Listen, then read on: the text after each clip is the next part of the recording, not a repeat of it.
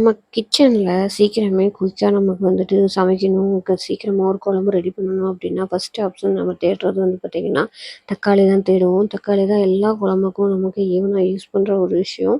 தக்காளி இல்ல அப்படின்னா, அந்த குழம்பு ஒண்ணுமே பண்ண முடியாது. அந்த மாரி ஒரு டிஷ் தான் நான் இப்போ வந்து சொல்லப் போறேன். இந்த தக்காளி தொக்கு பார்த்தீங்கன்னா, இட்லி, சப்பாத்தி, பூரி எல்லாத்துக்குமே யூஸ் பண்ணலாம். நல்லா ரொம்ப டேஸ்ட்டாவும் இருக்கும். இதற்கு ரொம்ப நேரம்லாம் எடுத்துக்காது. வெறும் 10 நிமிஷம் தான் ஆகும். எண்ணெய் தேவையான அளவு ஊற்றி அதுக்கு வந்து எண்ணெய் நல்லா சூடானதுக்கப்புறம் கடுகு போட்டு பெரிய வெங்காயம் இருந்தால் பெரிய வெங்காயம் போட்டு நல்லா தாளிச்சு விடுங்க. தாளிச்சிட்டு லைட்டாக உப்பு போட்டோம் அப்படின்னா நல்லாவே நமக்கு வந்துட்டு சீக்கிரம் வெந்துடும்.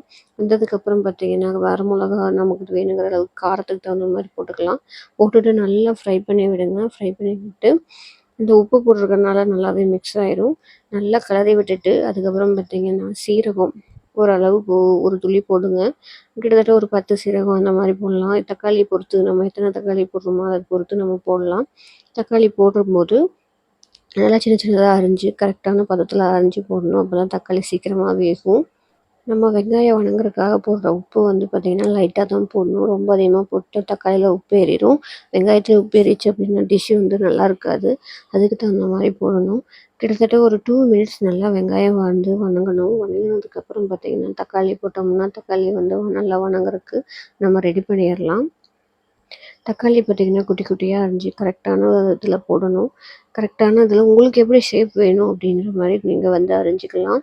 எனக்கு வந்து பார்த்திங்கன்னா தக்காளியை வந்து இந்த மாதிரி தான் ஒரு தக்காளின்னு எடுத்துக்கிட்டால் 6 ஷேப்பில் வந்துட்டு கட் பண்ணி இந்த மாதிரி தான் போடுவேன்.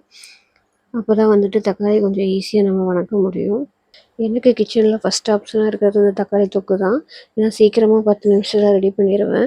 அதனால் பார்த்திங்கன்னா டிஃபனுக்கு எனக்கு ரொம்பவே யூஸ்ஃபுல்லாக இருக்கும். சப்பாத்தி, தோசைக்கெலாம் பார்த்திங்கன்னா இந்த டிஷ் ரொம்பவே உங்களுக்கு ஹெல்ப்ஃபுல்லாக இருக்கும்.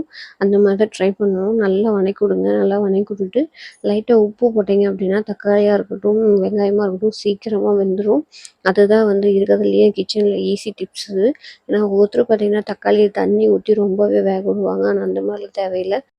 தக்காளி ஓரளவுக்கு வதங்குற வரைக்கும் வெயிட் பண்ணி லைட்டாக உப்பு போடணும். அந்த உப்பு வந்து பார்த்திங்கன்னா நான் தக்காளி நல்லா வதங்கினதுக்கப்புறம் லைட்டாக உப்பு போட்டோம் அப்படின்னா இன்னுமே நல்லா வதங்குறதுக்கு ரெடி ஆகும்.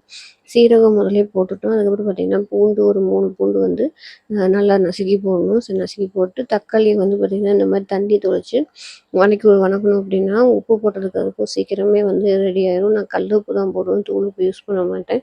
ஏன்னா தூள் உப்பு வந்து பார்த்திங்கன்னா ரிஃபைன் பண்ணி வர்றதுனால அதில் கெமிக்கல் அதிகமாக இருக்கும். அதனால நான் தூள் உப்பு யூஸ் பண்ணுறதில்ல. கல் உப்பு தான் யூஸ் பண்ணுறேன். கல் உப்பு பார்த்திங்கன்னா ஃபஸ்ட்டு நமக்கு வந்து ஸ்டார்டிங்கில் யூஸ் பண்ணுறதுக்கு கொஞ்சம் கஷ்டமாக இருக்கும். ஏன்னா அதிகமாக போயிடும். உப்பு அதிகமாக இருக்கும் குழம்புல. போக போக பார்த்திங்கன்னா கல் உப்போட அந்த அளவு நமக்கு தெரிய வந்துடும். அதனால் வந்துட்டு அதில் வித்தியாசம் தெரியாது. கரெக்டாக நம்ம யூஸ் பண்ண ஆரம்பிச்சிடுவோம். இந்த மாதிரி எந்த ஒரு டிஷ் பண்ணிங்கனாலும் மூடி வச்சு வேக வச்சிங்க அப்படின்னா அந்த டேஸ்ட்டு வந்து வெளியே போகாது. ரொம்பவே டேஸ்டியாக இருக்கும். மூடி வச்சு நீராவியில் வேகும்போது. தொக்கு வந்து பார்த்திங்கன்னா ரெடி ஆயிடுச்சு. ஈஸியான தொக்கு 10 நிமிஷத்தில் ரெடி பண்ணிடலாங்க. நீங்களும் ட்ரை பண்ணி பாருங்கள். இந்த தொக்கு உங்களுக்கு பிடிச்சிருந்தது அப்படின்னா மறக்காமல் சப்ஸ்கிரைப் பண்ணிடுங்க.